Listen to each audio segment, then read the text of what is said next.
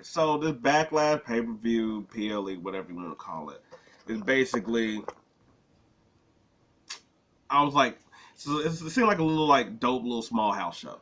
I was like, there's only seem to be 4 matches on the card as of right now. You would think that at least they would have probably pushed it to 6.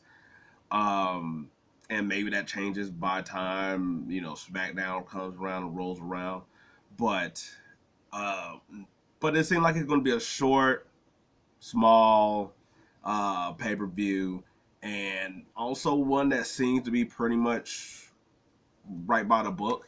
Uh, I like Backlash always is sort of that weird, weird one because it's like it normally is predictable and it's normally storyline that had either rematches or they haven't fleshed out pretty much.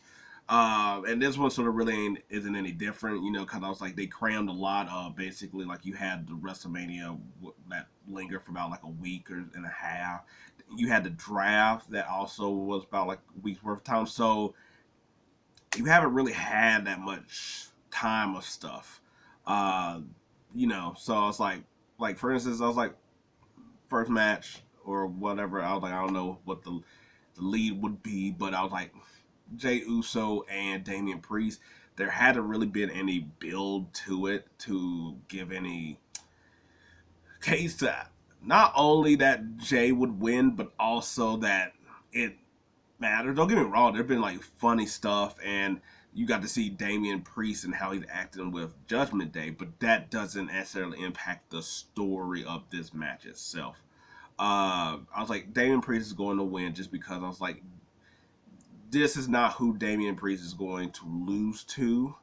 And it sort of sucks on two ends because it's like, okay, so out the gate, Damian Priest's first match, while it's like, it is a big name as Jey Uso, but there's nothing there to signify of like, okay, we're going to start this reign off a certain way.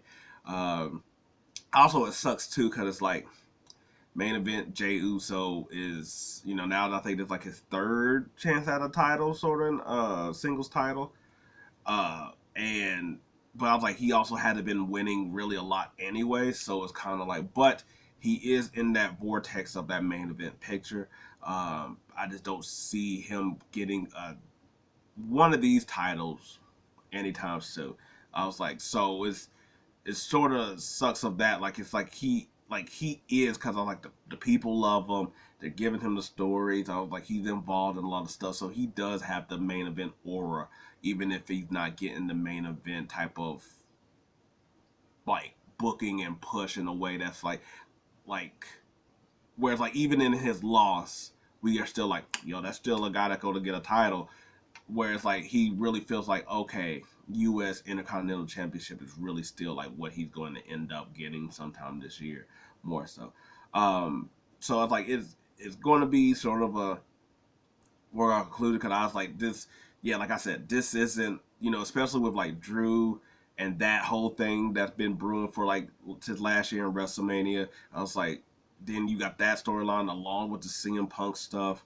Then you got whatever might be within Judgment Day. Maybe him and Finn go battle it out. I was like, Gunther still is on Raw. Uh, so I'm like, there's people that he could lose it to that seem like that's where he would lose it more so than it'd be to Jay, if you get what I'm saying. So that's why. I mean, it'd be a fun match and whatnot, but I was like, because I was like this high flying of Jay, but like the strong bruteness of Damien. But there's just really nothing really crazy much here. Um, Also, I was like, sort of the same thing with also Cody Rhodes and AJ Styles. To me, there's really because it was really fast paced shoot in. I was like, this seemed more to me about LA Knight and AJ Styles more so than it did with Cody and AJ. And they're still sort of pushing along, which I do understand of AJ Styles, the whole daddy thing that still is going to linger over Cody. But it's also just that it's so fast paced. Like if a lot of these things would have had maybe 2 more weeks, or if you didn't have the draft so fast, like maybe the draft should have been after Backlash. Then I think then this all could have stuff could have breathed better, and you could have set up a little bit more time.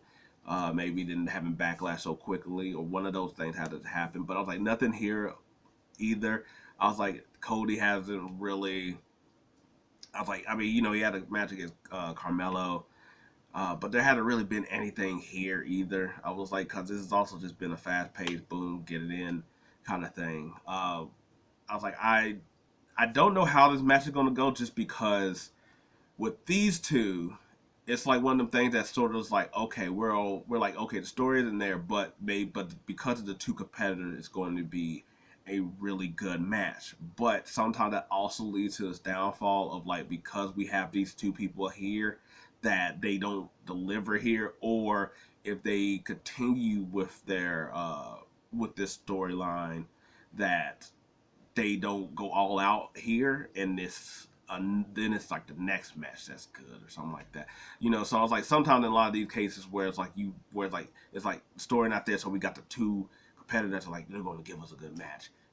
It sort of might be a letdown at the same time, and that's sort of what I'm worried about here. I think it'd be a good match, but it's not going to be like awesome all time crazy match here. Now, granted, since there's only like 4 matches on here, a lot of them are going to get a lot. I feel like a lot more time to breathe, in a way that's kind of like, okay, uh, you know, we're like, they can do whatever they want to, a lot more than when there's like 8 matches on the card. You get what I'm saying? So maybe we will get a little bit more of that in that situation.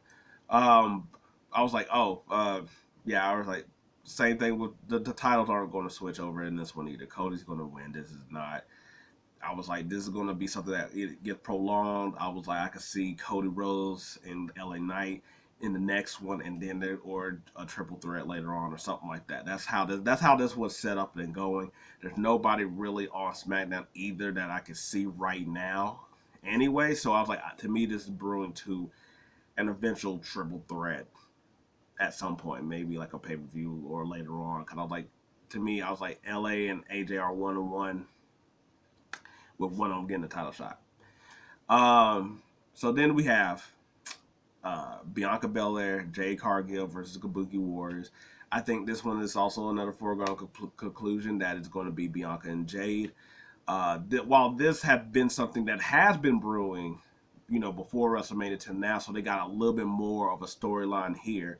Uh, I think this is sort of really like, it's not the end, just because this is the tag team titles. It doesn't matter. They could go on either brand or whatever, so they could still keep their stuff with Damage Control. But Damage Control is on Raw now, and they're on SmackDown. So I'm like, they're going to be pretty much away from each other, at least for a while. Kind of, I was like, I think they're gonna have Damage Control try to reassert themselves on Raw and become a big threat over there. And to me, I was like, and that's why I think that, like, until they do that over there, they're not gonna have the titles, tag team titles. I was like, I think, and because Jade and Bianca is going to pretty much run roughshod against everybody, I don't think that. I think that that'll be a later thing that they'll come back to later on, once they build Damage Control like a little bit back up to face off against them, because they're going to run through all the tag team people. But I was like, one, it give Bianca. I was like, she'll have 10. I was like, she'll have a Grand Slam, I guess. I was like, I don't think they include the NXT title in that, and there's no mid card title, so this would be their version of a Grand Slam. Um, Jade gets her first title, so they're already like trying to pump her up. I was like, the tag team title is always like a good starter to pretty much promote you to being like, you're going to get better, get bigger titles and stuff like that. Because she's really a single star as a tag team champion. So that's sort of what that is. I was like, she'll still be with Bianca, so they can showcase her together while she still is over here building herself up and stuff like that. But it's something shiny to put on basically your new, also shiny, superstar. So they're going to win it. It's not going to be anything. I was like, they've already sort of really been beating the hell out of Damage Control anyway, so it wouldn't make sense at all for Damage Control to come away with the win here. And also for Jay to get technically her first loss, even if she doesn't get pinned. So I was like, they're going to keep her strong. They're going to keep all that strong. I was like, so they're gonna win. It's not gonna be a thing. And then after that, I don't see anybody that's gonna really take them off of them, unless till they do like a multi women match or something. Uh, And then we get to the bloodline with Tama Tonga and Solo and against Kevin Owens and Randy Orton.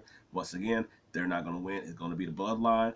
Uh, but at least, but this has really been the only one I think that have been impactful in a short amount of time of a storyline. Like there hadn't really been much said. I was like, it's just been action, and I think that's probably been the best way to go.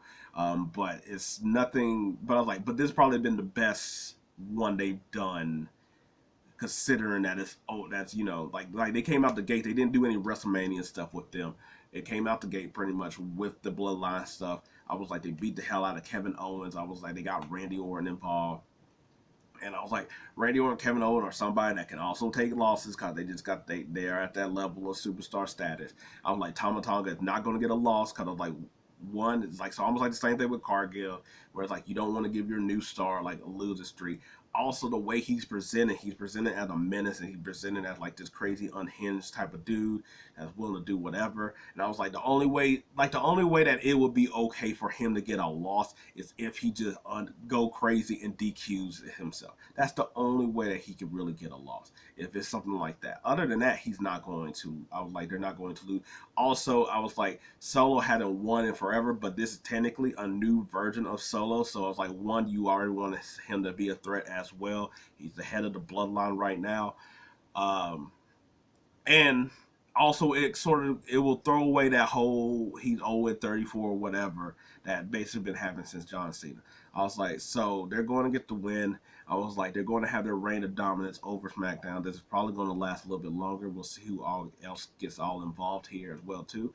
But uh, but yeah, this is probably the only one that's really strong. And I was like, that's why I said like I was like, especially with it being Kevin Owens and Randy Orton, I don't think a win will just be like, that. I think it would be, that's why I said, I was like, if they lose, it would have to be DQ, where it's just like they're just obliterating the hell out of them.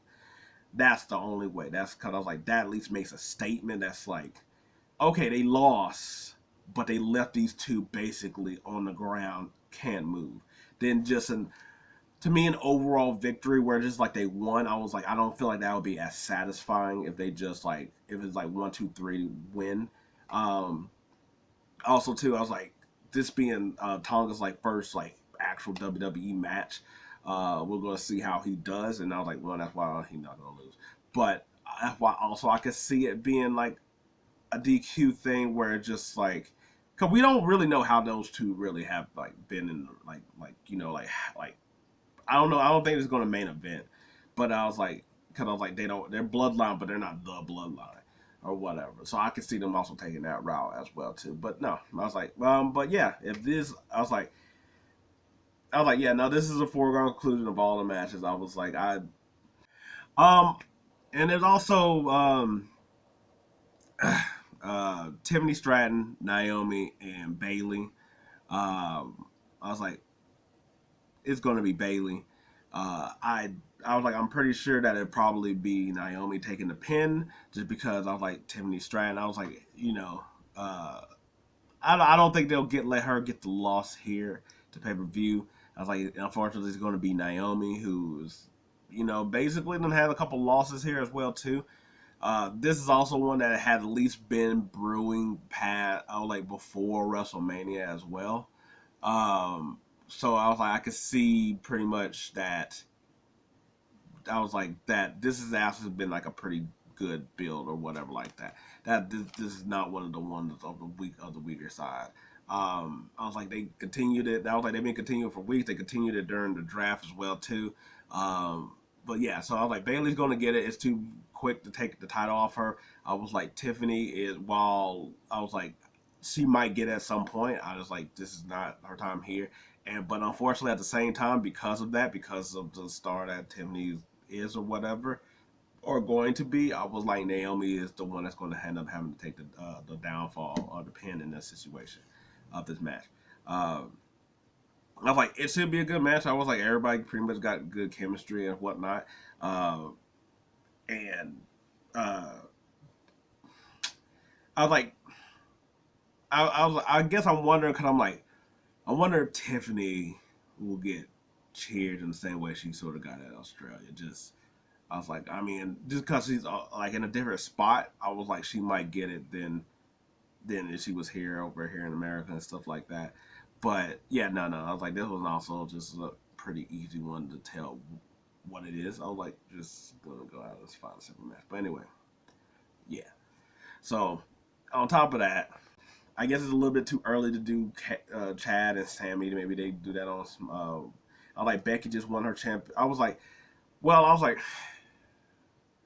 uh, yeah, I don't know if they do Becky versus Liv at Backlash. I know that she got her title opportunity, but if that's the case, then I was like, that would be difficult to have Becky lose it this quickly, and also, yeah, I was like, I don't know, but anyway, that's the prediction to this card, how it is right now.